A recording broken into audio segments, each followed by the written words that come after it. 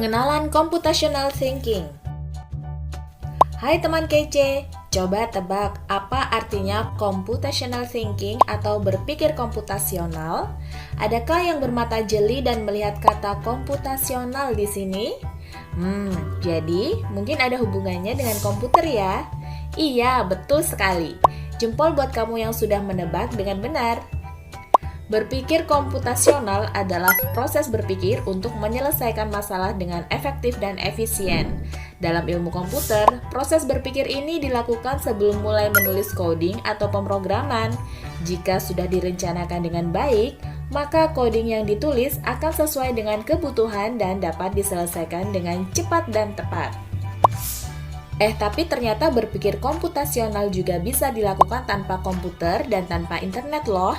Malah sebenarnya kita pun sudah menerapkannya dalam kehidupan sehari-hari. Mulai dari menggosok gigi, mencatat ringkasan pelajaran, hingga menyiapkan tas untuk sekolah besok. Wah, kalau kita sudah bisa menerapkannya setiap hari, berarti kita semua sudah mahir dong. Eits, belum tentu. Contoh-contoh tadi kan menerapkan berpikir komputasional pada masalah yang sederhana. Masih banyak nih masalah yang lebih kompleks, seperti misalnya mengatur keuangan bulanan, apa yang harus dilakukan kalau kamu tersesat di tempat baru, hingga memilih jurusan dan karir. Lalu yang lebih penting lagi, ketika kamu dewasa nanti, kamu akan menghadapi era industri 4 dan bahkan 5. Di sini kamu perlu kecakapan untuk memanfaatkan dunia digital, mulai dari mencari dan memilah informasi yang kamu perlukan, hingga menggunakan informasi itu untuk membuat keputusan penting dalam hidupmu. Menghadapi masalah kompleks kehidupan di masa sekarang dan masa depan ini mirip seperti merencanakan coding yang sudah dibahas sebelumnya. Kuncinya adalah memahami masalah dengan tuntas dan mencari cara menyelesaikan yang efektif dan efisien. Nah, kalau begitu, bagaimana agar kita bisa berpikir komputasional? Sekarang kita bahas ya, 4 landasan dari berpikir komputasional. Yang pertama, dekomposisi.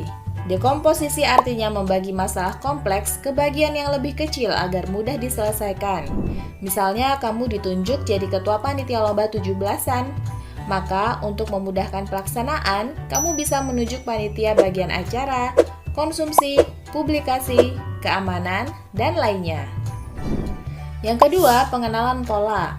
Artinya mencari kesamaan dan pola di antara bagian-bagian masalah kompleks yang sudah dipecah.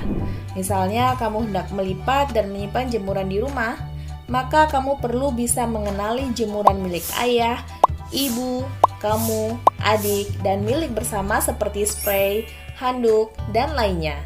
Ini karena jemuran-jemuran itu perlu disimpan di tempat yang berbeda. Yang ketiga, abstraksi.